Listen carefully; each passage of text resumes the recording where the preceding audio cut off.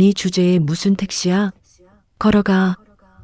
임신한 배를 부여잡은 아내에게 침을 뱉고 돌아서던 남편. 그때였습니다. 기익. 법원 앞을 가로막은 리무진 행렬에서 건장한 수행원들이 쏟아져 나와 아내를 에워쌌습니다. 회장님께서 기다리십니다, 아가씨. 순간 남편의 다리가 후들거립니다. 자신이 짐짝처럼 버린 아내가 사실은 자신의 목숨줄을 쥔 갑이었다는 걸 깨닫는 데는 그리 오랜 시간이 걸리지 않았습니다. 눈을 뗄 수 없는 반전의 연속, 지금 바로 공개합니다. 시간을 건너온 오늘의 사연 편지 시작합니다. 가정법원의 육중한 철문이 쿵 하고 닫혔습니다. 박민석은 손에 든 서류 봉투를 탈탈 털며 입꼬리를 비죽 올렸습니다. 마치 10년 묵은 체증이 내려간 사람처럼 아주 홀가분한 표정이었습니다. 아이고, 이제야 살 것 같네. 공기가 이렇게 달았나? 민석은 옆에 선 강지수를 벌레 보듯 쳐다보며 비아냥거렸습니다. 지수는 부르트고 갈라진 입술을 꽉 깨물었습니다. 만삭의 배가 천근만근 무겁게 느껴져 허리를 제대로 펴기조차 힘들었습니다. 낡아 빠진 코트 자락을 여미는 지수의 손등은 앙상하게 마르고 터져 있었습니다. 뭘 그렇게 쳐다봐? 아직도 나한테 미련 남았어? 민석이 코웃음을 치며 주머니에 손을 찔러 넣었습니다. 지수는 떨리는 목소리로 겨우 입을 열었습니다. 당신 정말 후회 안 할 자신 있어? 이 아이 당신 핏줄이야. 지겹다 지겨워. 그놈의 핏줄 타령. 내가 법원에서도 말했잖아. 내 애 아니라고. 민석은 지수의 불룩한 배를 손가락질하며 인상을 찌푸렸습니다. 지수는 반사적으로 배를 감싸 안으며 뒷걸음질 쳤습니다. 위자료니 양육비니 꿈도 꾸지 마. 빈몸으로 시집와서 해온 것도 없는 주제에 어디서 돈을 벌아? 돈 같은 거 필요 없어. 당신 같은 아빠, 우리 아기도 필요 없대. 그래, 아주 잘 생각했어. 그 옥이 평생 부리면서 살아보라고. 꼴에 자존심은 있어가지고. 민석은 바닥에 침을 탁 뱉고는 주머니에서 차키를 꺼냈습니다. 그는 지수가 듣든 말든 보란 듯이 어딘가로 전화를 걸었습니다. 수화기 너머로 간드러진 여자의 목소리가 들려오자 민석의 목소리가 단번에 부드러워졌습니다. 미영아, 오빠야. 방금 끝났어. 도장 찍었다니까? 이제 우리 세상이야. 응, 지금 바로 갈게. 맛있는 거 예약해놨지? 민석은 전화기를 어깨에 끼운 채 콧노래를 흥얼거리며 계단을 내려갔습니다. 지수는 멀어지는 민석의 등 뒤에 대고 참았던 숨을 토해냈습니다. 다리가 후들거려 당장이라도 주저앉고 싶었지만 이를 악물고 버텼습니다. 법원 앞에 찬 바람이 지수의 얇은 옷깃을 파고들었습니다. 그때였습니다. 법원 진입로 쪽에서 웅장한 엔진 소리가 들려왔습니다. 지수가 고개를 들기도 전에 검은색 최고급 리무진 5대가 비상등을 번쩍이며 줄지어 들어왔습니다. 주변에 있던 사람들이 웅성거리며 길을 터주었습니다. 뭐야? 저거 다 외제차 아니야? 누가 왔나 봐. 대단하네. 리무진 행렬은 정확히 지수의 코앞에서 멈춰섰습니다. 맨 앞차의 문이 열리자 검은 정장을 입은 건장한 사내들이 우르르 쏟아져 나왔습니다. 그들은 일사불란하게 움직여 지수를 중심으로 양옆에 도열했습니다. 마치 드라마 촬영장 같은 광경에 지나가던 사람들도 가던 길을 멈추고 구경하기 시작했습니다. 차로 향하던 민석도 전화를 끊지 못한 채 그 자리에 얼어붙었습니다. 입을 떡 벌린 채 멍하니 그 광경을 바라보았습니다. 저게 다 뭐야? 두 번째 차량의 뒷문이 열리고 은발이 섞인 중후한 인상의 남자가 내렸습니다. 한승그룹 비서실장 김전무였습니다. 김 전무는 지수를 발견하자마자 성큼성큼 다가왔습니다. 그리고 지수 앞에서 허리가 직각이 되도록 깊이 숙였습니다. 상무님, 늦어서 죄송합니다. 김 전무의 우렁찬 목소리가 법원 앞마당에 쩌렁쩌렁 울려 퍼졌습니다. 뒤이어 도열해 있던 10명의 경호원들도 일제히 고개를 숙이며 복창했습니다. 안녕하십니까? 상무님. 지수는 덤덤한 표정으로 김 전무를 바라보았습니다. 오셨어요. 예, 회장님께서 댁에서 목이 빠지게 기다리고 계십니다. 그리고 김 전무는 지수의 낡은 코트를 조심스럽게 벗겨내고 준비해 온 최고급 캐시미어 쇼를 지수의 어깨에 둘러주었습니다. 따뜻하고 부드러운 감촉이 지수의 온몸을 감쌌습니다. 태중의 아기 씨도 평안하신지요? 날이 찹니다. 얼른 타시지요. 김 전무가 리무진의 뒷문을 정중하게 열었습니다. 가죽 시트에 윤기가 흐르는 널찍한 내부가 보였습니다. 지수는 쇼를 여미며 고개를 끄덕였습니다. 그 모습을 지켜보던 민석의 눈동자가 지진이라도 난 듯 흔들렸습니다. 전화기 너머에서 미영이 계속해서 오빠, 오빠 하고 불렀지만 들리지 않았습니다. 민석은 더듬거리는 입술로 혼잣말을 중얼거렸습니다. 상무님? 회장님? 저게 지금 다 무슨 귀신 신나락 까먹는 소리야? 민석은 자신의 귀를 의심했습니다. 방금 전까지 자기 앞에서 고개도 못 들던 여자가 상무라니 말도 안 되는 일이었습니다. 순간 민석의 머릿속에 번뜩이는 생각이 스쳐 지나갔습니다. 아, 저거였어? 돈 없다고 징징 짜더니 벌써 딴 주머니를 차?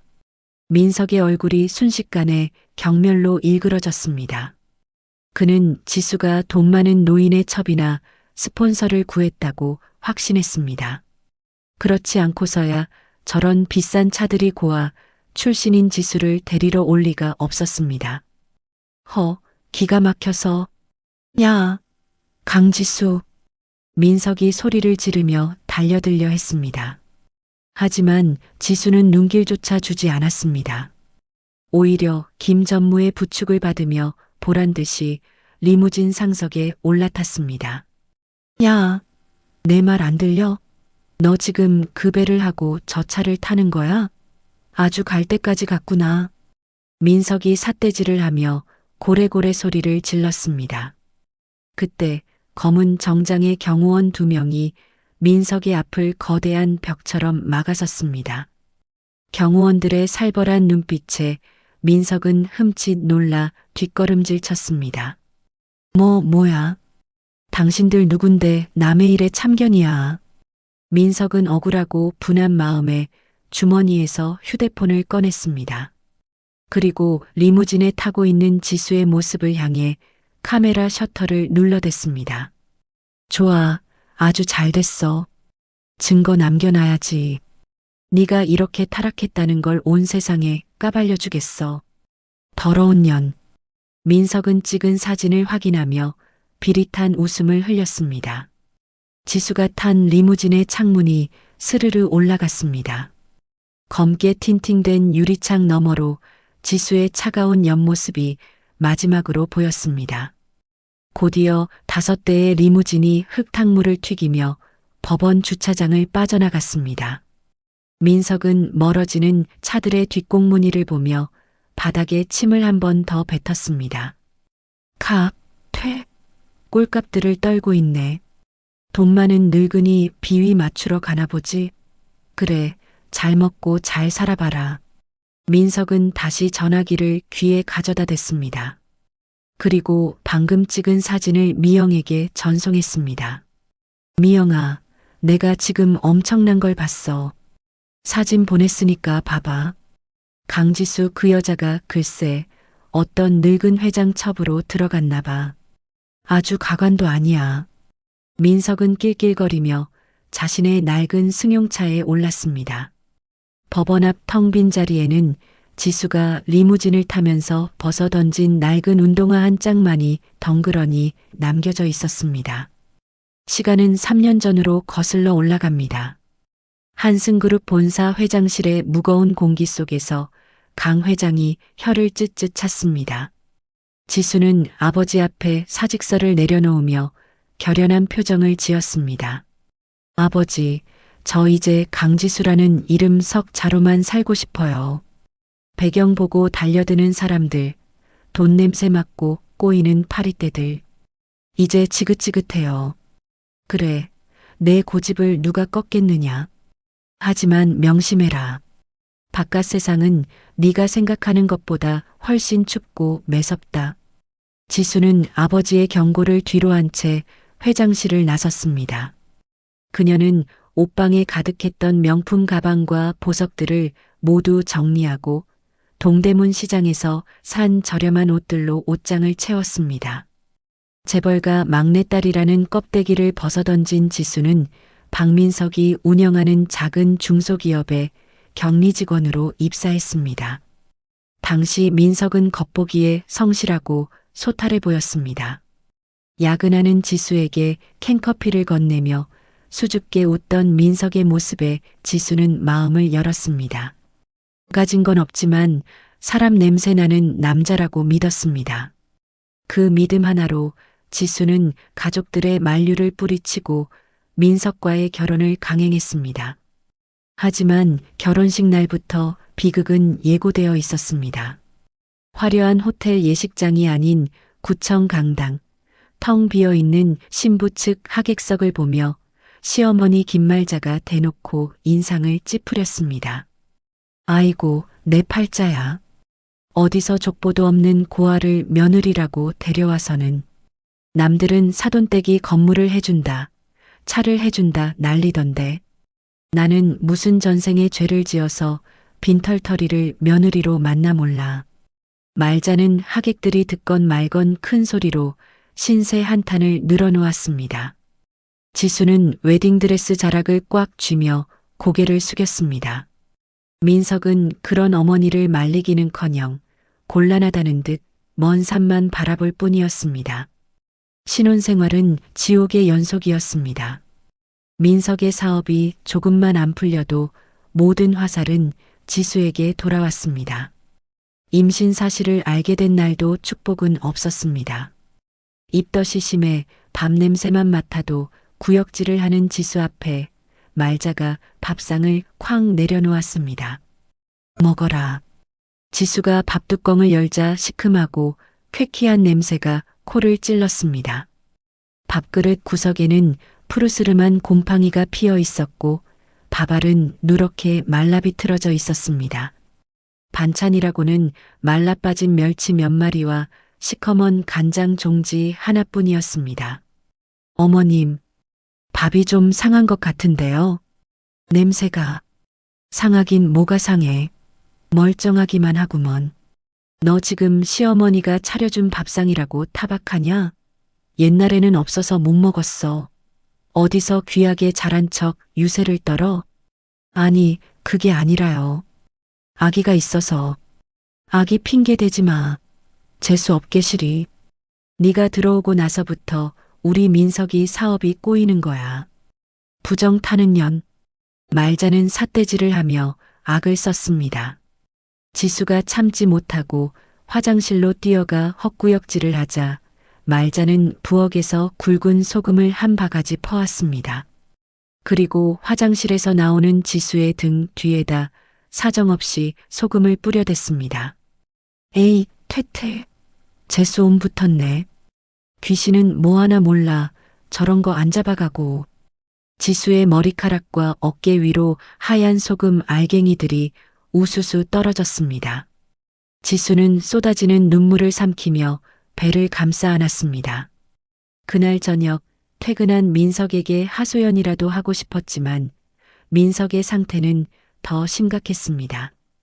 현관문이 열리고 술 냄새가 진동을 했습니다. 민석은 들어오자마자 넥타이를 풀어 헤쳐 바닥에 내동댕이 쳤습니다. 거실 곳곳에는 이미 며칠 전 들이닥친 집행관들이 붙여놓은 빨간 압류 딱지가 흉물스럽게 붙어 있었습니다. 아, 짜증나. 되는 일이 없어. 되는 일이. 민석이 소파를 발로 차며 고함을 질렀습니다. 지수가 조심스럽게 다가가 물을 건넸습니다. 여보, 많이 힘들죠? 물 좀 마셔요. 치워. 꼴도 보기 싫으니까. 민석은 지수의 손을 거칠게 쳐냈습니다. 물컵이 바닥에 떨어져 산산조각이 났습니다. 민석은 겁에 질린 지수를 노려보며 독서를 퍼부었습니다. 너 집에서 하루 종일 뭐 했어? 남편은 밖에서 뼈 빠지게 일하는데 넌 방구석에서 밥만 축내고 있냐? 진짜 엄마 말 틀린 거 하나 없어. 너 만나고 나서부터 내 인생이 시궁창이야. 민석 씨 말이 너무 심하잖아.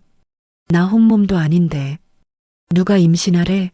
내 앞가림하기도 힘들어 죽겠는데 애는 무슨 얼어 죽을 애야. 민석은 지수의 불룩한 배를 보며 혐오스럽다는 듯 고개를 돌렸습니다. 그때 민석의 양복 주머니에서 벨소리가 울렸습니다. 액정에 뜬 이름은 최미영이었습니다. 민석은 지수를 한번 힐끗 보더니 보란듯이 전화를 받았습니다. 미영아 오빠야. 응, 집에 왔지. 아휴, 말도 마. 집에 오니까 숨이 턱턱 막힌다. 칙칙해가지고. 응? 투자금? 진짜야? 아버님이 긍정적으로 보신대? 와, 진짜 고마워, 미영아. 역시 나 살려주는 건 너밖에 없다. 방금 전까지 악기 같던 민석의 얼굴이 순한 양처럼 변했습니다. 전화기 너머로 들리는 여자의 웃음소리에 지수의 심장이 쿵 내려앉았습니다. 지수는 떨리는 목소리로 물었습니다. 민석 씨, 그 여자 누구야? 투자금이라니? 전화를 끄는 민석이 비릿하게 웃으며 지수에게 다가왔습니다. 알 거 없어. 너랑은 차원이 다른 귀한 분이니까. 미영이가 이번에 우리 회사에 투자해 주기로 했어. 그 집안 재산이 어마어마하거든. 그래서 지금 바람이라도 피우겠다는 거야? 바람? 웃기고 있네. 이건 비즈니스야, 비즈니스. 그리고 솔직히 말해서 쥐뿔도 없는 고아랑 사는 것보다 돈 많은 집 딸이랑 사는 게 내 인생에 도움되지 않겠냐? 민석은 서류 가방에서 꾸깃꾸깃한 서류 봉투 하나를 꺼내 식탁 위에 던졌습니다. 이혼 합의서였습니다. 그리고 그 밑에는 또 다른 종이 한 장이 놓여 있었습니다. 친권 포기 각서. 지수의 손이 사시나무 떨리듯 떨렸습니다. 이게 다 뭐야? 보면 몰라. 도장 찍어. 위자료는 없는 걸로 하고 애는 네가 알아서 해. 난 양육비 줄 능력도 없고 줄 생각도 없으니까. 박민석, 당신 진짜 쓰레기구나. 어떻게 자기 자식한테 이럴 수가 있어? 내 자식? 웃기지 마. 그 애가 내 애라는 증거 있어? 너같이 근본 없는 여자가 어디서 굴러먹다 왔는지 내가 어떻게 알아? 뭐라고? 사인해. 당장. 민석이 밥상을 걷어차며 위협적으로 소리쳤습니다. 그릇들이 와장창 깨지며 파편이 사방으로 튀었습니다. 방 안에 있던 말자가 소란스러운 소리에 뛰쳐나왔습니다. 아이고, 우리 아들 왜 그래? 인연이 또 우리 아들 성질 긁었구나. 야, 너 당장 도장 안 찍어? 내 아들 앞길 막지 말고 썩 꺼져. 말자는 지수의 머리채를 잡고 흔들었습니다. 지수는 비명을 지르며 바닥에 쓰러졌습니다. 공포와 서러움에 눈물이 앞을 가렸습니다. 민석은 씩씩거리며 인주밥을 지수의 눈앞에 들이밀었습니다. 좋은 말할 때 찍어. 안 그러면 내 뱃속에 있는 그 혹덩어리 내가 없애버리는 수가 있어. 민석의 눈은 이미 이성을 잃은 짐승의 눈빛이었습니다. 지수는 뱃속의 아이를 지키기 위해 떨리는 손가락에 붉은 인주를 묻혔습니다. 그리고 친권 포기 각서 위 아빠라는 단어가 있어야 할 자리에 붉은 지장을 꾹 눌러 찍었습니다. 됐지. 이제 됐지? 민석은 각서를 낚아채듯 가져가 확인하고는 만족스러운 미소를 지었습니다. 진작 그럴 것이지. 자, 이건 네가 가져온 짐이야. 꼴도 보기 싫으니까 당장 나가. 민석은 현관문 밖으로 지수의 낡은 가방 하나를 던져버렸습니다. 지수는 맨발로 쫓겨나 차가운 복도 바닥에 내동댕이 쳐졌습니다. 한겨울의 칼바람이 복도 창문 틈으로 들어와 지수의 뼈마디를 파고들었습니다. 다시는 우리 앞에 나타나지 마. 재수 없는 년. 쾅! 현관문이 거칠게 닫혔습니다. 닫힌 문 안쪽에서 민석과 말자, 그리고 스피커폰 너머 최미영의 웃음소리가 들려왔습니다. 아유, 속이 다 시원하다. 미영아, 오빠가 이제 다 정리했어. 우리 내일 만나서 파티할까? 어머님, 제가 내일 맛있는 거 사들고 갈게요. 오냐 오냐, 우리 복덩이 며느리. 어서 오렴. 지수는 차가운 시멘트 바닥에 주저앉아 배를 부여잡고 소리 없는 오열을 토해냈습니다. 복도 센서 등이 지수의 초라한 그림자를 비추다 이내 꺼져버렸습니다.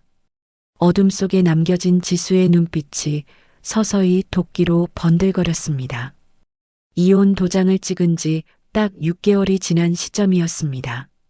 박민석의 사무실 문이 쾅 하고 부서질 듯 열렸습니다. 검은 양복을 입은 사채업자들이 흑발로 사무실을 짓밟고 들어왔습니다. 박 사장, 숨으면 모를 줄 알았어? 당장 돈 내놔. 거구의 남자가 민석의 멱살을 잡아 책상 위로 패대기 쳤습니다. 민석은 비명을 지르며 두 손을 싹싹 비벗습니다. 형님, 제발 한 번만 봐주십시오. 이번 달 말에 큰 거 한 건 터집니다. 그때 원금이랑 이자까지 싹 다 갚겠습니다. 이 자식이 아직도 입만 살아서 나불대네. 야, 다 엎어. 사채업자의 손짓 하나에 부하들이 사무실 집기를 때려 부수기 시작했습니다. 컴퓨터 모니터가 바닥에 떨어져 박살이 났고 서류 뭉치들이 허공에 흩날렸습니다. 민석은 책상 밑으로 기어들어가 머리를 감싸쥐고 벌벌 떨었습니다. 그때 벽에 걸린 TV 뉴스 속보가 민석의 귀를 때렸습니다. 다음 소식입니다. 재력가 행세를 하며 중소기업 사장들에게 수십억 원의 투자금을 가로챈 30대 여성 최 모 씨가 필리핀으로 도주했다는 소식입니다. 민석이 고개를 번쩍 들었습니다. 화면에 모자이크 처리된 여자의 사진이 떴지만 민석은 단번에 알아볼 수 있었습니다. 자신의 내연녀이자 회사를 살려줄 유일한 동아줄이라고 믿었던 최미영이었습니다. 미영아? 민석은 기어 나와 TV 앞으로 달려가 화면을 잡고 흔들었습니다. 아니지, 아니라고 말해. 내 돈, 내 공장 판 돈, 그거 다 들고 튀면 난 어떡하라고. 민석의 절규가 사무실에 울려 퍼졌습니다. 사채업자들도 어이가 없다는 듯 혀를 찼습니다. 쯧쯧, 저 병신. 꽃뱀한테 물려서 공장까지 팔아먹었구먼. 야, 여기 돈 될 만한 거 하나도 없겠다. 가자. 사채업자들이 썰물처럼 빠져나가고 난장판이 된 사무실에 민석만 덩그러니 남았습니다. 민석은 바닥에 주저앉아 머리카락을 쥐어뜯었습니다. 이제 남은 길은 단 하나뿐이었습니다. 국내 재계 서열 1위 한승그룹의 하청 계약을 따내는 것. 그것만이 부도를 막고 목숨을 부지할 수 있는 유일한 방법이었습니다. 다음 날 아침 민석은 며칠째 감지 못한 머리에 기름을 바르고 구겨진 양복을 대충 다려 입었습니다. 거울 속에 비친 자신의 모습은 초라하기 그지없었지만 민석은 억지로 입꼬리를 올리며 최면을 걸었습니다. 할 수 있다. 박민석, 넌 말발 하나는 죽이잖아. 한승그룹 회장도 내 프레젠테이션 한 번이면 껌뻑 죽을 거야. 민석은 떨리는 손으로 서류 가방을 챙겨 한승그룹 본사로 향했습니다. 으리으리한 로비에 들어선 민석은 위축되는 어깨를 펴며 안내 데스크로 걸어갔습니다. 저 박민석 사장이라고 합니다. 오늘 전략기획본부장님과 미팅이 잡혀 있습니다. 안내 직원의 확인을 받은 민석은 최고층인 펜트하우스 전용 엘리베이터에 올랐습니다. 엘리베이터가 올라가는 내내 민석은 심장이 터질 것 같아 넥타이를 계속 고쳐맸습니다. 50층 띵 하는 소리와 함께 문이 열렸습니다. 회의실 앞에는 낯익은 얼굴이 서 있었습니다. 6개월 전 법원 앞에서 봤던 그 은발의 비서실장 김전무였습니다. 하지만 긴장한 민석은 그를 제대로 알아보지 못한 채 허리를 굽신거렸습니다. 아이고, 안녕하십니까? 박민석입니다. 본부장님 안에 계십니까? 김전무는 민석을 차가운 눈으로 내려다보며 짧게 답했습니다. 들어가시죠. 기다리고 계십니다. 김전무가 육중한 양문형 회의실 문을 열어주었습니다. 민석은 마른 침을 삼키며 회의실 안으로 발을 들여놓았습니다. 긴 테이블 끝 상석에는 커다란 가죽 의자가 창문 쪽으로 돌아가 있었습니다. 민석은 의자 등받이를 향해 90도로 허리를 꺾어 인사했습니다. 안녕하십니까? 주식회사 대영의 박민석 사장입니다. 이렇게 귀한 시간을 내주셔서 정말 감사합니다. 저희 회사의 기술력은 업계 최고라고 자부합니다. 한 번만 기회를 주신다면 회장님과 본부장님께 뼈를 묻겠습니다. 민석은 바닥에 코가 닿을 정도로 머리를 조아린 채 한참을 기다렸습니다. 하지만 의자 쪽에서는 아무런 대답이 없었습니다. 정적만이 감돌았습니다. 민석이 살며시 고개를 들려는 찰나 드르륵 하는 소리와 함께 의자가 천천히 돌아갔습니다. 고개를 드시죠, 박민석 사장님. 익숙하면서도 낯선 서늘한 목소리였습니다. 민석은 천천히 고개를 들었습니다. 그리고 눈앞에 펼쳐진 광경에 숨이 턱 막혔습니다. 최고급 실크 블라우스에 우아한 재킷을 걸친 여자. 터질 듯 부른 만삭의 배 위에 깍지 낀 손을 여유롭게 올려놓은 여자. 바로 자신의 전처 강지수였습니다. 민석은 눈을 비비고 다시 쳐다보았습니다. 분명 지수였습니다. 하지만 그가 알던 촌스럽고 주눅든 지수가 아니었습니다. 민석의 입에서 바람 빠지는 소리가 새어나왔습니다. 허, 허. 민석은 뒷걸음질 치다 서류 가방을 바닥에 떨어뜨렸습니다. 가방이 열리며 제안서들이 바닥에 흉하게 흩어졌습니다. 네가 왜 여기 있어? 지수는 대답 없이 싸늘한 눈빛으로 민석을 응시했습니다. 민석은 순간 6개월 전 법원 앞에서의 기억이 떠올랐습니다. 검은 리무진 90도로 인사하던 수행원들. 민석의 얼굴이 순식간에 불그락푸르락해졌습니다. 야, 너 진짜 출세했다? 그때 그 리무진이 진짜였어? 돈 많은 회장 하나 물어서 기어이 첩살이라도 하는 거야? 민석은 삿대질을 하며 책상 앞으로 다가갔습니다. 공포가 분노와 경멸로 바뀌는 순간이었습니다. 내가 어이가 없어서. 야, 강지수. 너 제정신이야? 여기 한승그룹이야. 신성한 회의실에 네가 왜 앉아 있어? 회장님이 오냐 오냐 해주니까 네가 뭐라도 된 것 같아? 민석은 책상을 쾅 내리치며 고래고래 소리를 질렀습니다. 당장 비켜. 본부장님 들어오시면 넌 끝이야. 어디서 감히 임신한 몸으로 회장님 집무실을 차지하고 있어? 청소라도 하러 왔으면 얌전히 걸레질이나 할 것이지. 지수는 눈 하나 깜짝하지 않았습니다. 오히려 입가에 비웃음을 띠며 서류 한 장을 넘겼습니다. 다 끝났습니까? 박민석 사장. 뭐, 인연이 어디서 눈을 동그랗게 뜨고. 입 조심해. 여기는 내 집무실이고 난 공무를 수행 중이니까. 미친. 너 진짜 돌았구나?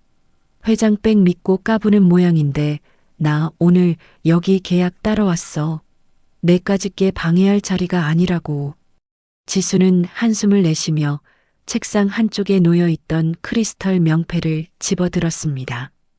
그리고 명패를 민석의 코앞으로 쭉 밀었습니다. 명패가 매끄러운 테이블 위를 미끄러져 민석의 손끝에 탁 하고 멈췄습니다. 한승그룹 전략기획본부장 강지수. 민석의 시선이 명패에 꽂혔습니다. 강지수라는 이름 세 글자가 금색으로 번쩍거렸습니다. 민석은 눈을 깜빡이며 명패와 지수의 얼굴을 번갈아 보았습니다. 뭐야 이게? 전략기획본부장? 민석은 헛웃음을 터뜨렸습니다. 하하, 야, 너 진짜 가지가지 한다. 이런 거 하나 파서 올려놓으면 사람들이 속을 줄 알았어? 소꿉놀이 하냐? 고아원 출신 주제에 본부장. 지나가던 개가 웃겠다. 민석은 명패를 집어 바닥에 던지려는 신용을 했습니다. 그때 지수가 책상 위 인터폰 버튼을 눌렀습니다. 김 전무님, 회장님 들어오시라고 하세요. 네, 알겠습니다. 상무님. 스피커폰 너머로 들리는 김 전무의 목소리에 민석의 동작이 멈췄습니다. 상무님? 회장님? 민석의 머릿속이 뒤죽박죽 엉키기 시작했습니다. 그때 등 뒤에서 육중한 문이 열리는 소리가 들렸습니다. 지수야, 회의는 시작했느냐? 중후하고 위험 있는 목소리가 회의실을 울렸습니다. 민석은 감전이라도 된 사람처럼 뻣뻣하게 굳어 천천히 뒤를 돌아보았습니다. TV 경제 뉴스에서나 보던 한승그룹의 총수 강 회장이 수행 비서들을 대동하고 걸어 들어오고 있었습니다. 그리고 그 강 회장은 민석은 거들떠보지도 않고 곧장 지수에게 걸어가 어깨를 다정하게 감싸 안았습니다. 몸은 좀 괜찮니? 우리 아가. 아가라는 그 한마디가 민석의 고막을 찢고 들어왔습니다. 민석의 눈동자가 흰자가 보일 정도로 뒤집어졌습니다.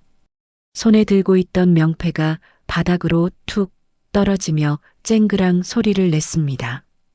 강 회장이 지수의 어깨를 감싸 안은 손에 힘을 주었습니다. 그는 서늘한 눈빛으로 바닥에 주저앉은 민석을 내려다보았습니다.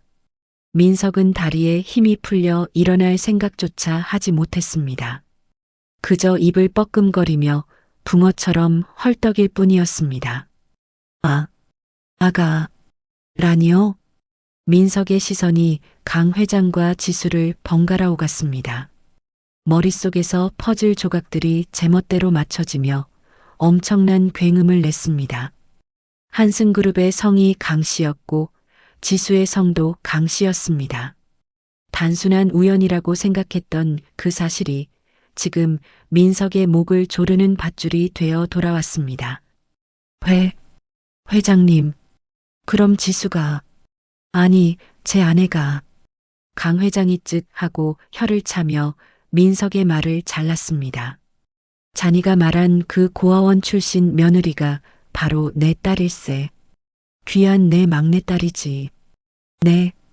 민석의 눈이 튀어나올 듯 커졌습니다. 하늘이 무너지는 소리가 귓가에 쟁쟁했습니다. 민석은 덜덜 떨리는 손으로 바닥을 짚었습니다. 거짓말. 말도 안 돼. 그럼 그동안 사람을 겉모습으로만 판단하는 자네 같은 위인들 때문에 내 딸이 신분을 숨겼던 걸세. 그런데 자니가 그 믿음을 처참하게 짓밟았더군.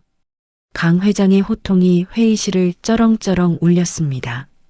민석은 본능적으로 바닥에 머리를 박았습니다. 이마에서 식은땀이 비오듯 쏟아졌습니다.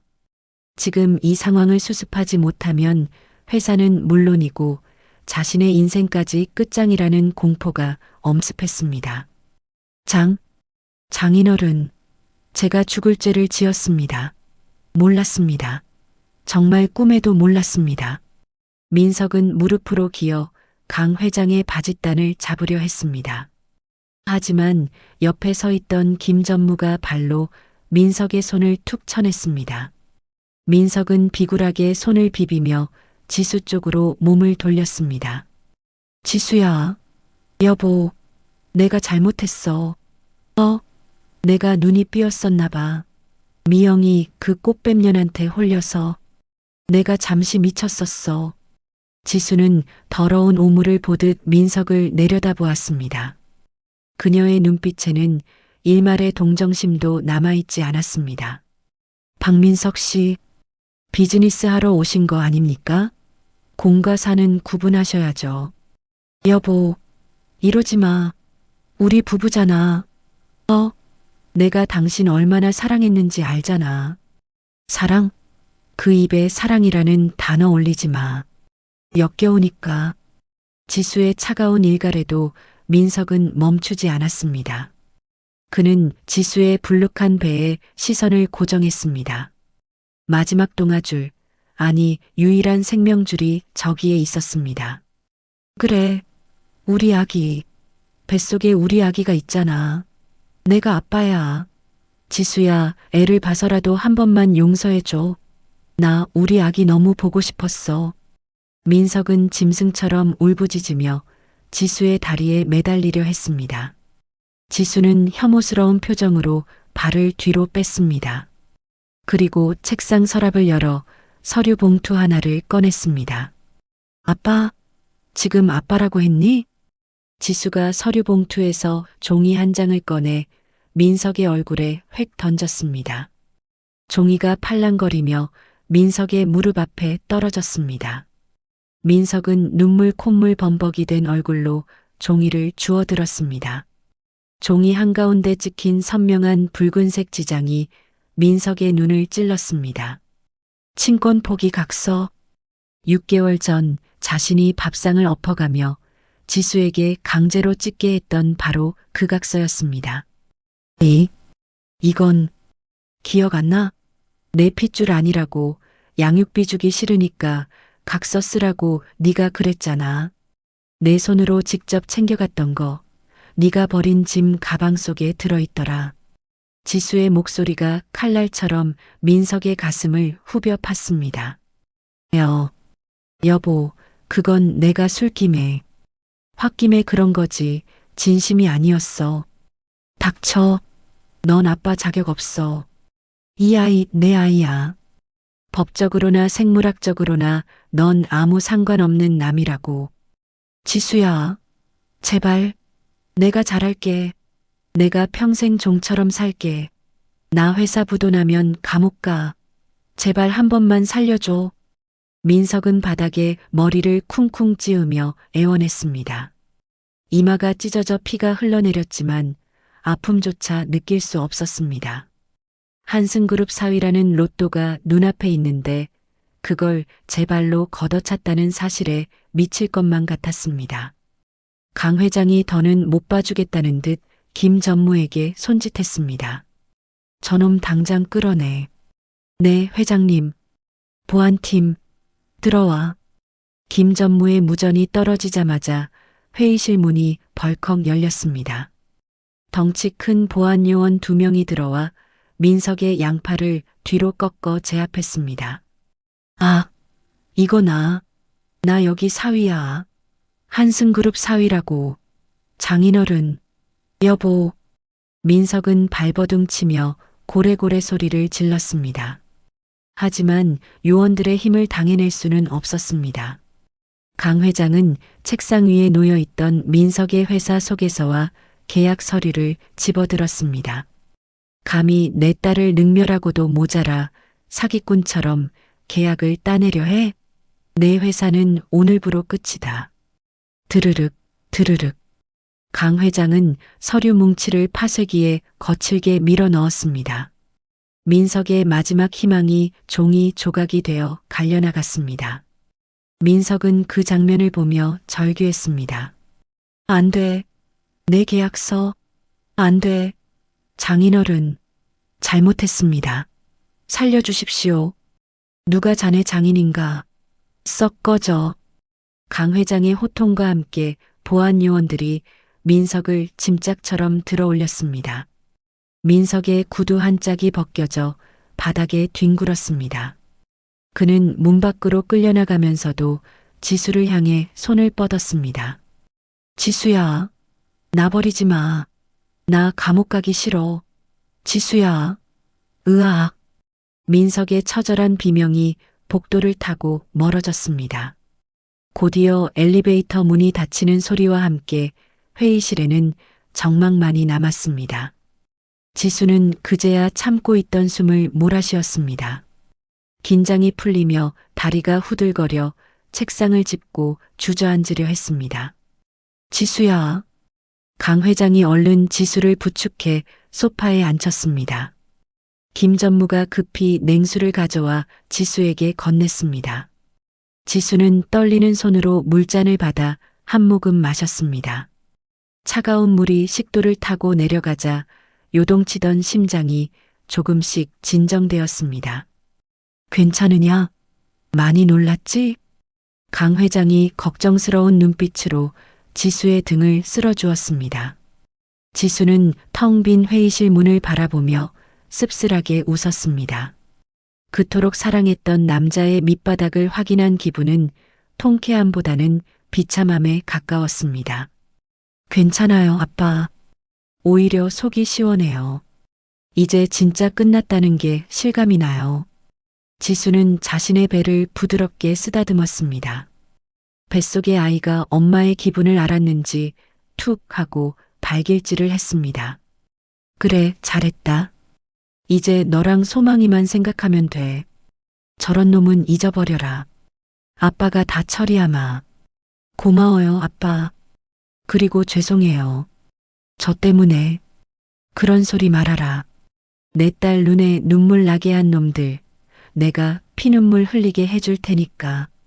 강 회장의 눈빛이 매섭게 빛났습니다.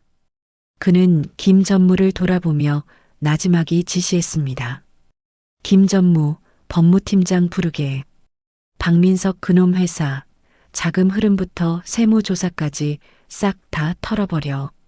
먼지 한 톨 남기지 말고. 네, 알겠습니다. 회장님, 이미 준비해 두었습니다.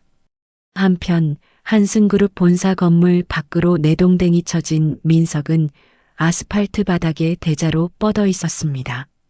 지나가는 사람들이 웅성거리며 그를 쳐다봤지만 민석은 일어날 힘조차 없었습니다. 벗겨진 구두 한 짝, 찢어진 양복 바지, 피 흐르는 이마. 그의 몰골은 노숙자보다 더 처참했습니다. 으흐흑. 민석은 하늘을 올려다보며 통곡했습니다. 펜트하우스 창문이 까마득하게 보였습니다. 불과 30분 전만 해도 저곳에서 인생 역전을 꿈꿨는데 이제는 지옥 불구덩이만 남아 있었습니다. 미영이 2년, 지수 이 독한 년, 다 죽여버릴 거야. 민석은 이를 갈며 주먹으로 땅을 내리쳤습니다. 하지만 후회해도 이미 늦은 뒤였습니다. 그때 민석의 주머니에서 휴대폰이 요란하게 울렸습니다. 액정에 뜬 이름은 어머니였습니다. 여보세요? 아이고, 민석아. 큰일 났다. 집에 빨간 딱지 붙이러 사람들이 또 왔어. 이번엔 집 비우라는데 어떡하냐? 말자의 다급한 목소리에 민석은 눈을 질끈 감았습니다. 모든 게 끝났습니다. 하지만 이대로 물러설 수는 없었습니다. 민석의 눈에 서린 눈물 사이로 도끼가 스며들었습니다. 그는 비틀거리며 자리에서 일어났습니다. 엄마, 짐 싸서 나와. 갈 데가 있어. 갈 데? 어디? 설마 미영이가 도와준대? 아니, 더 확실한 데가 있어. 내 아들, 내 핏줄 찾으러 가야지. 민석은 피 묻은 입술을 닦아내며 한승그룹 건물을 노려보았습니다. 그의 눈빛은 이미 이성을 잃은 광기로 번들거리고 있었습니다. 며칠 뒤 하늘에 구멍이라도 뚫린 듯 폭우가 쏟아지는 밤이었습니다. 번개가 번쩍이며 한승그룹 펜트하우스의 육중한 철문을 비쳤습니다. 그 철문 앞에서 우산도 없이 비를 맞으며 고래고래 소리를 지르는 두 사람이 있었습니다. 바로 박민석과 김말자였습니다. 강지수, 이년아, 문 열어. 내 손주 내놔. 우리 민석이 핏줄을 어디다 숨겼어.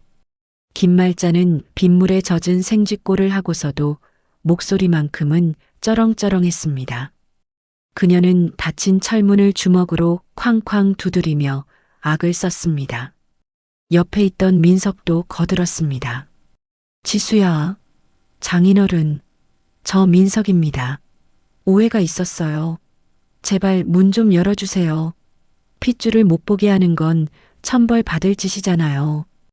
펜트하우스 거실, 지수는 인터폰 화면을 통해 그들의 추태를 무표정하게 지켜보고 있었습니다.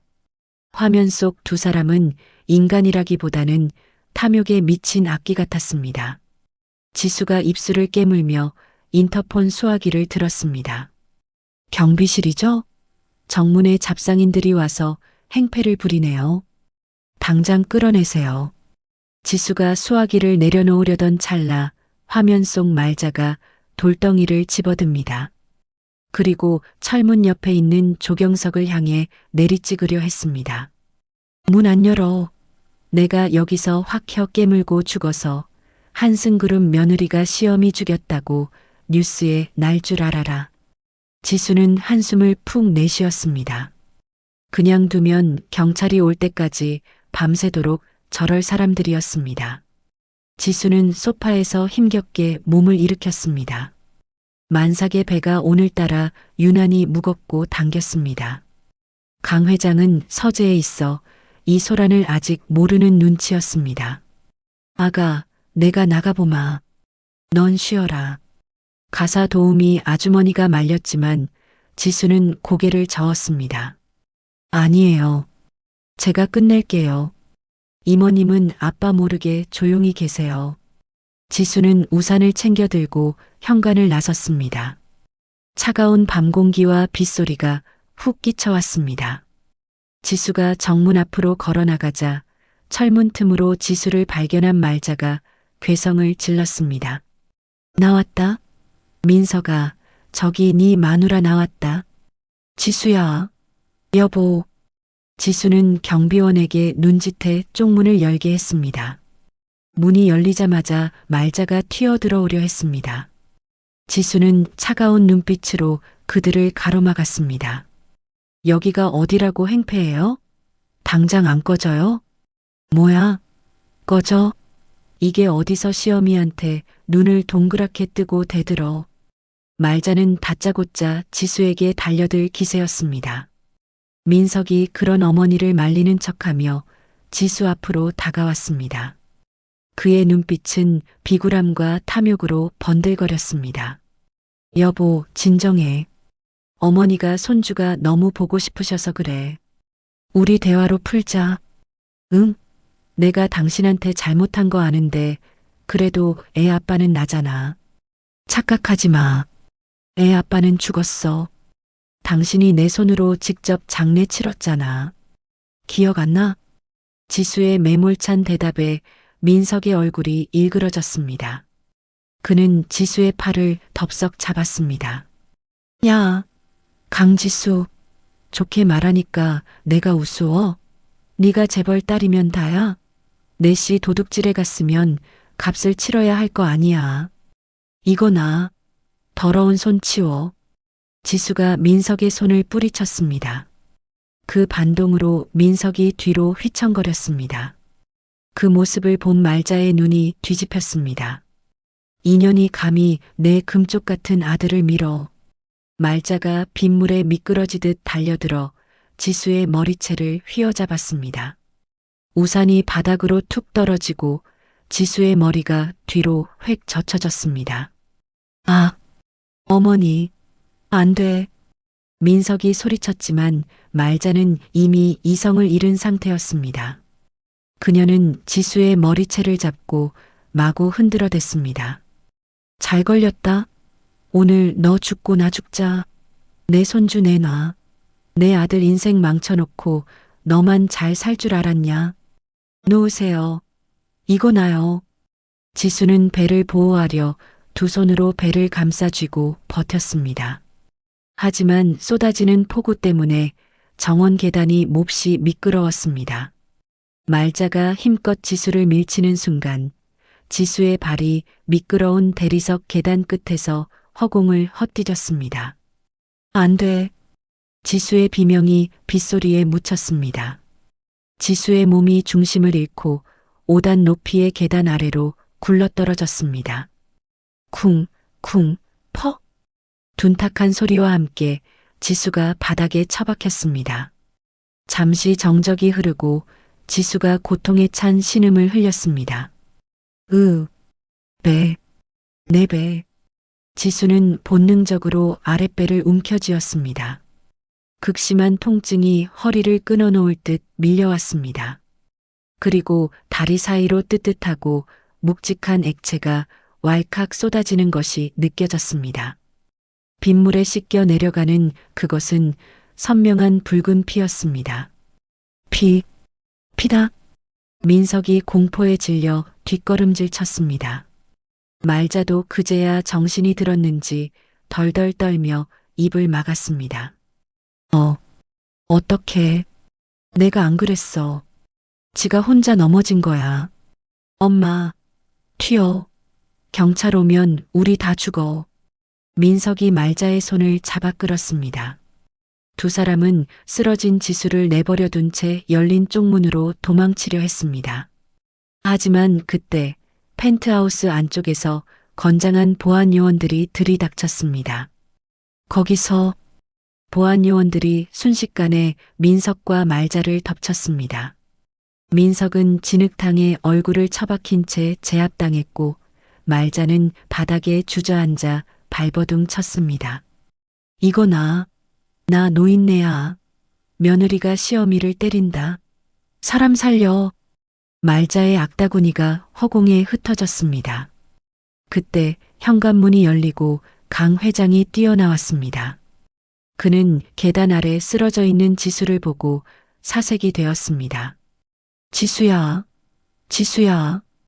강 회장은 비를 맞으며 지수에게 달려가 무릎을 꿇었습니다.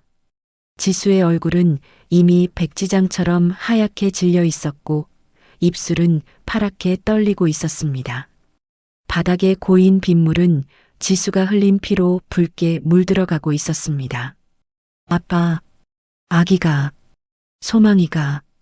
지수는 흐려지는 의식 속에서도 배를 놓지 않았습니다.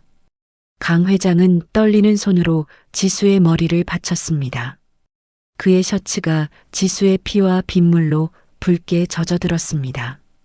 기사, 차 대기시켜. 당장 119 불러. 빨리. 강 회장의 절규가 펜트하우스를 울렸습니다. 지수의 눈꺼풀이 천근만근 무거워졌습니다.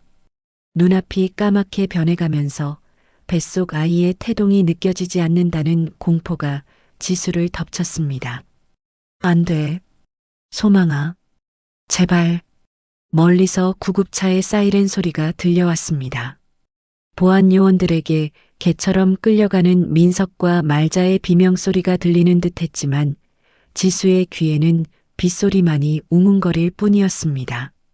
지수의 고개가 힘없이 옆으로 툭 떨어졌습니다. 지수야, 정신 차려. 지수야. 강 회장의 울부짖음을 뒤로 한 채 지수의 의식이 깊은 어둠 속으로 가라앉았습니다. 비켜요. 비켜. 응급환자 지나갑니다. 요란한 사이렌 소리가 멎자마자 대학병원 응급실 자동문이 열리고 이동식 침대가 바람처럼 밀려 들어왔습니다. 의료진 서너 명이 침대에 매달려 복도를 질주했습니다. 침대 위에는 강지수가 산소호흡기를 쓴 채 창백한 얼굴로 누워 있었습니다. 하얀 환자복 시트는 이미 붉은 선열로 흥건하게 젖어 뚝뚝 떨어지고 있었습니다. 그 뒤를 피투성이가 된 셔츠 차림의 강 회장이 비틀거리며 쫓았습니다.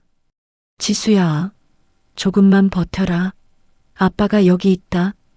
보호자분, 여기까지만 오셔야 합니다. 밖에서 대기하세요. 간호사가 수술실 앞에서 강 회장을 가로막았습니다. 수술실 문의 수술 중 램프에 빨간 불이 들어왔습니다. 강 회장은 닫힌 문을 두드리며 오열했습니다. 선생님, 제 딸 좀 살려주십시오. 제발요. 수술실 안은 그야말로 전쟁터였습니다. 지수의 배에 부착된 태아 심박동 모니터가 불규칙하고 빠르게 울어댔습니다. B-, B-, B-, B-. 마치 꺼져가는 생명의 카운트다운 소리 같았습니다. 산부인과 전문의가 모니터를 보며 다급하게 소리쳤습니다. 태반 조기 박리입니다. 태아 심박수가 60m로 떨어졌어요. 산모 출혈도 너무 심합니다. 혈압 80에 50, 산소 포화도 떨어집니다. 마취과 의사가 지수의 얼굴에 마취 마스크를 씌우며 소리쳤습니다. 산모님, 제 목소리 들리세요? 지금부터 바로 수술 들어갑니다. 아기 살리려면 정신 차리셔야 해요. 크게 숨 쉬세요. 하나, 둘, 셋. 지수는 흐릿해지는 의식 속에서도 본능적으로 배를 감싸려 손을 움직였습니다. 하지만 마취약이 혈관을 타고 흐르자 손가락 하나 까딱할 수 없었습니다. 눈앞이 캄캄한 어둠으로 덮여왔습니다. 지수의 입술이 옴싹달싹했습니다. 아이, 제발, 소망이, 걱정 마세요. 저희가 최선을 다하겠습니다. 의사가 메스를 들고 지수의 복부 위로 가져갔습니다. 서걱하는 섬뜩한 소리와 함께 수술이 시작되었습니다. 같은 시각 강남 경찰서 형사과 조사실, 형광등 불빛 아래 젖은 옷을 입고 오들오들 떨고 있는 두 남녀가 있었습니다. 박민석과 김말자였습니다. 두 사람의 손목에는 차가운 은색 수갑이 채워져 있었습니다. 담당 형사가 책상을 탕 내리치며 호통을 쳤습니다. 아니, 이 사람들이 지금 장난합니까? 임산부를 계단에서 밀어버려 놓고 서로 안 그랬다고 발뺌을 해? 형사님, 진짜 억울합니다. 저는 말리기만 했다니까요. 저 여자가, 아니, 우리 엄마가 갑자기 머리채를 잡고 흔드는 바람에 민석이 억울하다는 듯 수갑찬 손을 들어 말자를 가리켰습니다. 그 모습을 본 말자의 눈이 튀어나올 듯 커졌습니다. 뭐, 이 미친놈아, 네가 지수 팔을 잡아 끌어서 중심 잃은 거 못 봤어? 어디서 애미한테 뒤집어 씌워. 엄마가 밀었잖아. 며느리 죽인다고 돌멩이까지 들었으면서 왜 나한테 그래. 이게 키워놨더니 은혜를 원수로 갚네. 야, 이놈아. 내가 누구 때문에 그 비를 맞고 거길 갔는데 내 손주 찾아주겠다고 간 거 아니냐? 누가 가래? 쪽팔리게 진짜. 아, 이거 안 나? 말자가 수갑찬 손으로 민석의 머리끄덩이를 잡고 흔들었습니다. 민석도 지지 않고 말자의 어깨를 밀쳤습니다. 조사실 안은 순식간에 난장판이 되었습니다. 형사가 기가 막히다는 듯 혀를 찼습니다. 어이구, 아주 훌륭한 모자 나셨네. 그만들 못해? 당신들 지금 특수폭행의 살인미수야. 피해자 잘못되면 당신들 감옥에서 평생 썩을 줄 알아. 살인미수라는 말에 민석과 말자의 동작이 뚝 멈췄습니다. 두 사람의 얼굴이 사색이 되었습니다. 민석이 형사의 바짓단을 붙잡고 매달렸습니다. 형사님, 살인이라니요. 설마 지수가 죽기라도 했습니까? 지금 응급수술 들어갔는데 위독하답니다. 기도나 하쇼. 산모랑 애들 다 무사하길. 말자가 바닥에 주저앉으며 통곡했습니다. 아이고, 내 팔자야. 내가 재벌가 며느리를 죽이다니. 아이고. 다시 병원 수술실. 긴박감은 최고조에 달해 있었습니다. 바닥에는 피 묻은 거즈가 산더미처럼 쌓여갔습니다. 석션. 출혈이 안 잡혀요. 수혈 팩더 가져와요. 빨리. 집도이의 이마에서 식은 땀이 비 오듯 흘러내렸습니다. 간호사가 수건으로 의사의 이마를 닦아내며 수술 도구를 건넸습니다. 지수의 복부가 열리고 자궁이 드러났습니다. 이미 자궁 안은 태반에서 쏟아진 피로 가득 차 있었습니다. 태아 꺼냅니다. 시간 없어요. 의사가 능숙한 손놀림으로 아기를 잡아 올렸습니다. 양수와 피범벅이 된 작은 생명이 세상 밖으로 나왔습니다. 하지만 수술실을 채워야 할 아기 울음소리가 들리지 않았습니다. 축 늘어진 아기는 보랏빛으로 질려 미동조차 없었습니다. 아기가 숨을 안 쉽니다. 소아과팀, 빨리요. 대기하고 있던 소아과 의료진이 아기를 받아들고 처치대로 뛰었습니다. 아기의 입과 코에 튜브를 꽂아 이물질을 빨아내고 작은 등을 문질렀습니다. 탁, 탁, 탁. 의사가 손가락으로 아기의 발바닥을 때리며 자극을 주었습니다. 아가야, 숨 쉬어. 어서. 그러나 아기는 반응이 없었습니다. 그 사이 지수의 상태도 급격히 나빠졌습니다. 마취과 모니터에서 날카로운 경고음이 울렸습니다. B-, B-, B-, B-. 혈압 60까지 떨어졌습니다. 심정지 올 수 있어요. 에피네프린 준비하세요. 안 돼. 산모도 살려야 해. 지혈해. 어서. 수술실 밖 복도. 문틈으로 새어나오는 다급한 고함 소리에 강 회장은 벽에 기대어 스르르 주저앉았습니다. 피 묻은 자신의 손을 바라보며 강 회장은 생전 처음으로 신에게 빌었습니다. 하느님, 제발 제 딸 좀 살려주십시오. 제가 지은 죄가 많다면 저를 데려가시고 제발 우리 지수랑 아이는 살려주십시오. 제발. 눈물 콧물로 범벅이 된 강 회장의 기도가 복도에 메아리 쳤습니다. 시간이 멈춘 것 같은 침묵이 흘렀습니다. 1분, 2분.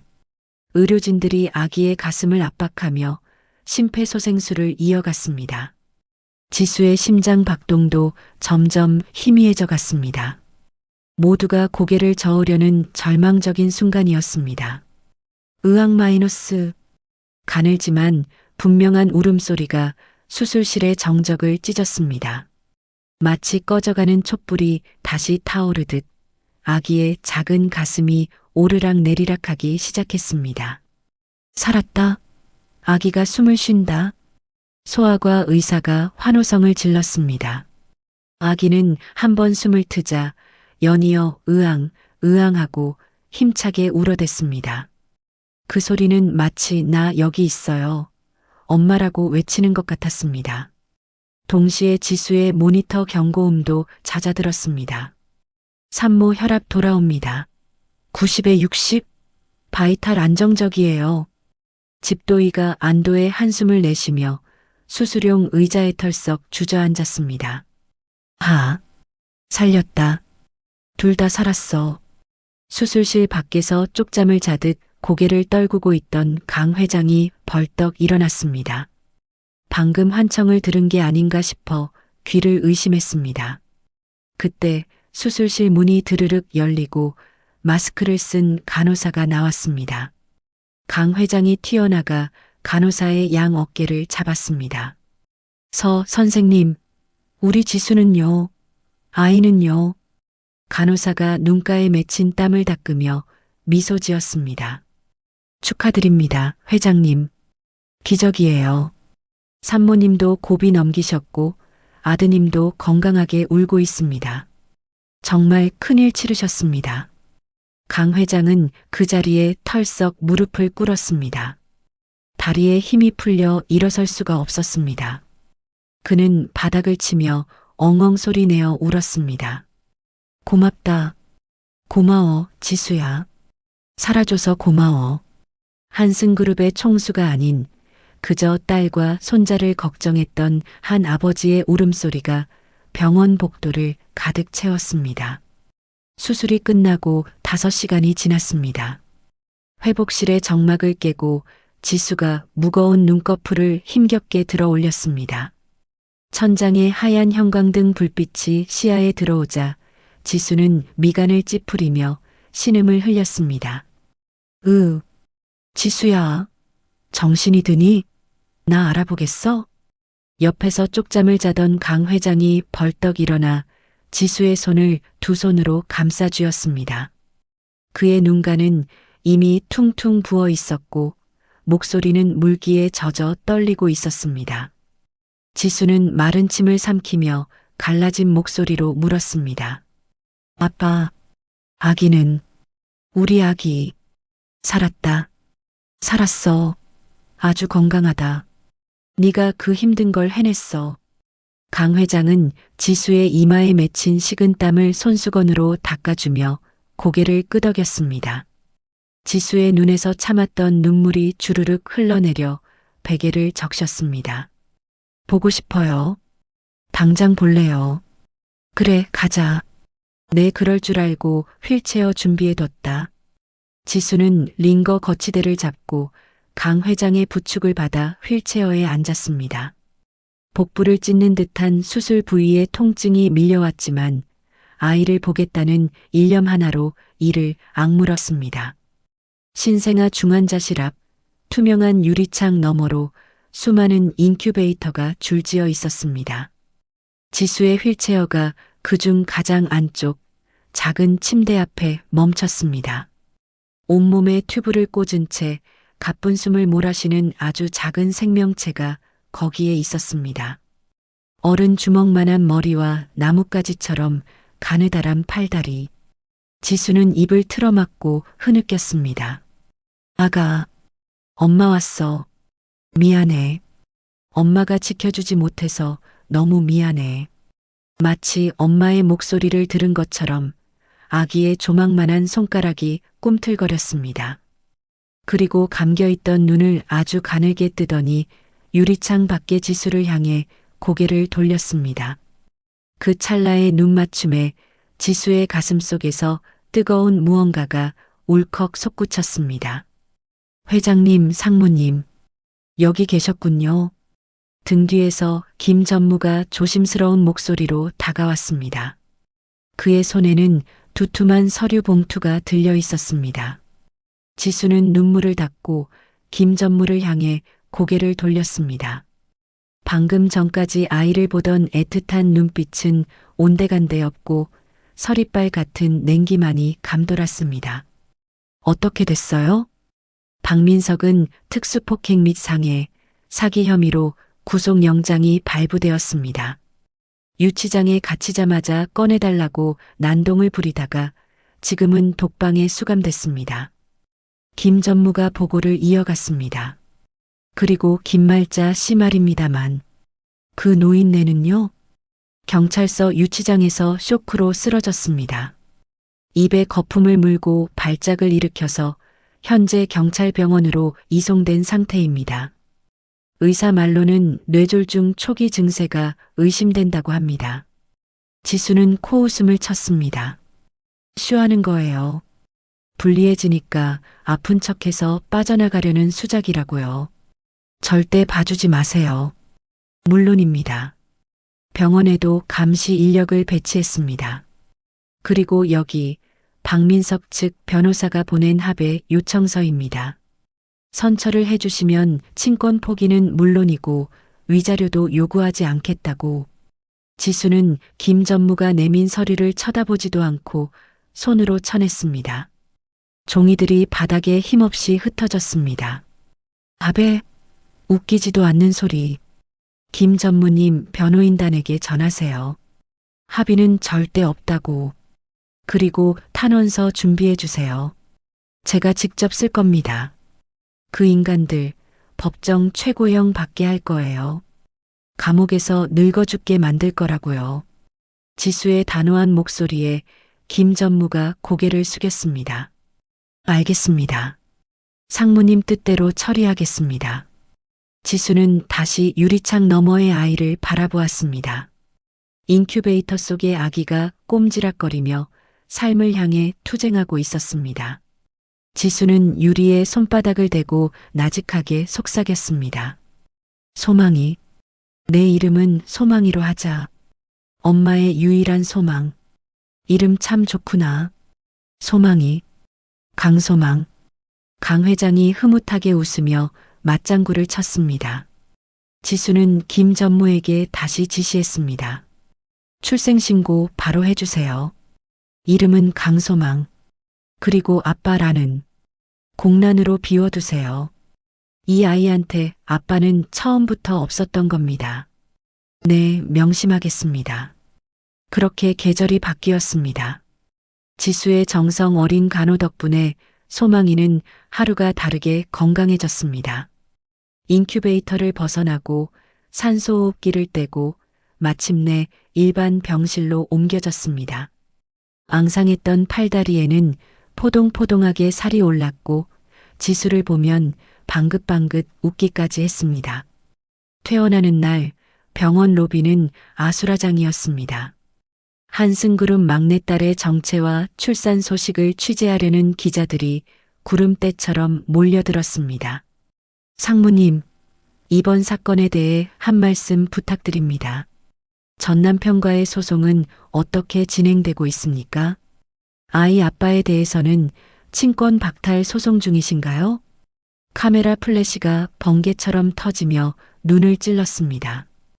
예전 같았으면 숨거나 피했을 지수였지만 지금은 달랐습니다. 지수는 포대기에 쌓인 소망이를 품에 단단히 안고 기자들 앞에 섰습니다. 그녀는 고개를 꼿꼿이 들고 카메라 렌즈를 똑바로 응시했습니다. 그 눈빛은 한 아이의 엄마이자 거대 그룹을 이끌어갈 후계자로서의 당당함으로 빛나고 있었습니다.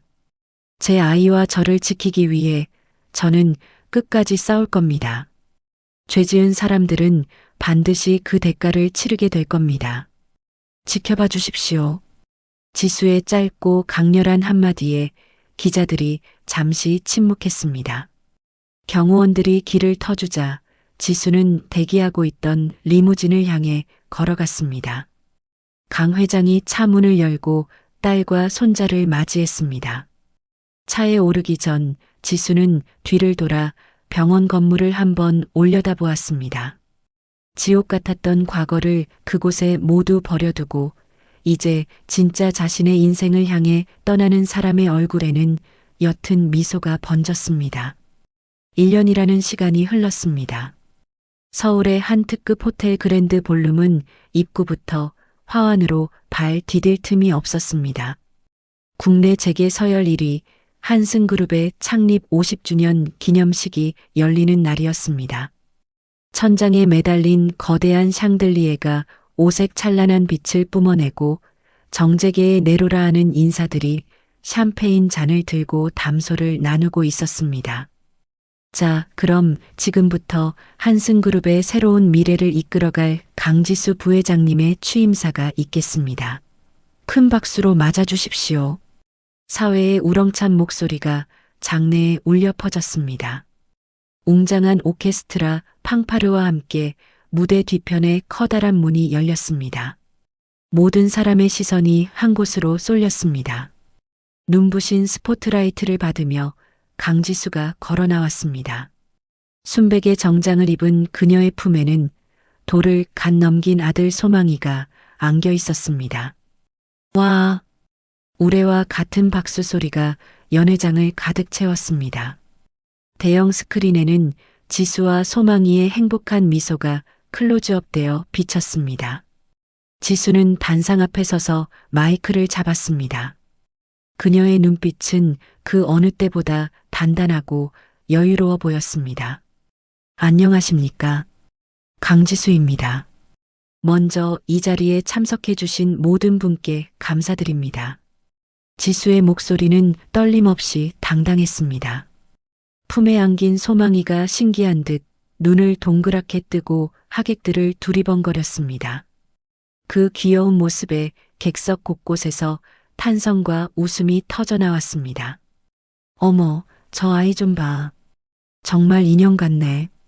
건강해 보여서 다행이야. 태어날 때 그렇게 고생했다더니. 사람들의 수군거림 속에 지수는 말을 이어갔습니다. 지난 1년은 저에게 참으로 혹독한 겨울이었습니다. 하지만 그 추위 덕분에 저는 더 강해질 수 있었습니다. 제 아이 소망이가 저에게 봄을 선물해 주었기 때문입니다. 지수는 소망이의 작은 손을 꼭 잡았습니다. 저는 한승그룹을 단순히 이윤만 추구하는 기업이 아니라 사람을 귀하게 여기는 기업으로 만들겠습니다. 배경이나 겉모습이 아닌 그 사람의 진심과 능력이 존중받는 사회를 만드는데 앞장서겠습니다. 지수의 진심 어린 연설에 강 회장은 눈시울을 붉히며 힘차게 박수를 쳤습니다. 딸이 자랑스러워 견딜 수 없다는 표정이었습니다. 같은 시각 서울 외곽의 한 교도소, 빛 한 줄기 제대로 들어오지 않는 좁고 습한 감방 안이었습니다.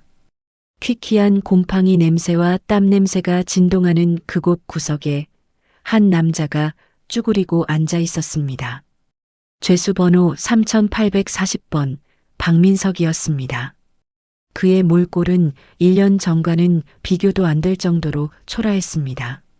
머리는 덥수룩하게 자라 까치집이 지어졌고 얼굴은 영양실조에 걸린 사람처럼 누렇게 떠 있었습니다. 야, 3840? 뭐해? 가서 물 안 떠오냐? 문신이 가득한 거구의 수감자가 발로 민석의 옆구리를 툭 찼습니다. 민석은 화들짝 놀라며 몸을 움츠렸습니다.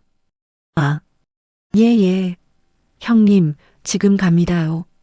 민석은 허겁지겁 플라스틱 물통을 들고 일어섰습니다. 그때 벽에 걸린 작은 TV에서 익숙한 목소리가 흘러나왔습니다. 제 아이 소망이가 저에게 봄을 선물해 주었기 때문입니다. 민석의 동작이 그대로 멈췄습니다. 그는 홀린 듯 고개를 돌려 TV 화면을 바라보았습니다. 화면 속에는 보석처럼 빛나는 지수와 천사처럼 웃고 있는 소망이의 모습이 나오고 있었습니다. 지수야? 민석의 손에서 물통이 툭 하고 떨어졌습니다. 물이 바닥에 흥건하게 쏟아졌지만 민석은 신경조차 쓰지 않았습니다. 그는 비틀거리며 TV 앞으로 다가갔습니다. 화면 속 지수는 자신이 알던 그 여자가 아니었습니다. 자신이 고아라고 구질구질하다고 무시했던 그 여자가 지금은 대한민국 최고의 자리에서 스포트라이트를 받고 있었습니다. 그리고 그 품에 안긴 아이. 자신이 내 핏줄 아니라고 내쳤던 그 아이가 너무나도 건강하고 예쁜 모습으로 웃고 있었습니다. 소망이, 내 아들.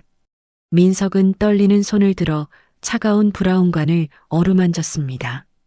손끝에 닿는 것은 따뜻한 체온이 아닌 딱딱한 유리뿐이었습니다. 민석의 눈에서 굵은 눈물이 뚝뚝 떨어졌습니다. 내가 아빠인데, 저 자리가 내 자리였어야 하는데. 민석은 화면 속 지수를 향해 손을 뻗으며 울먹였습니다. 지수야, 나 여기 있어. 나 좀 꺼내줘. 내가 잘못했어. 으흑. 민석의 통곡 소리가 좁은 감방을 울렸습니다. 그 모습을 지켜보던 거구의 수감자가 인상을 찌푸리며 다가왔습니다. 아, 시끄러워. 조용히 안 해? 이 새끼가 미쳤나? 갑자기 왜 질질 짜고 난리야?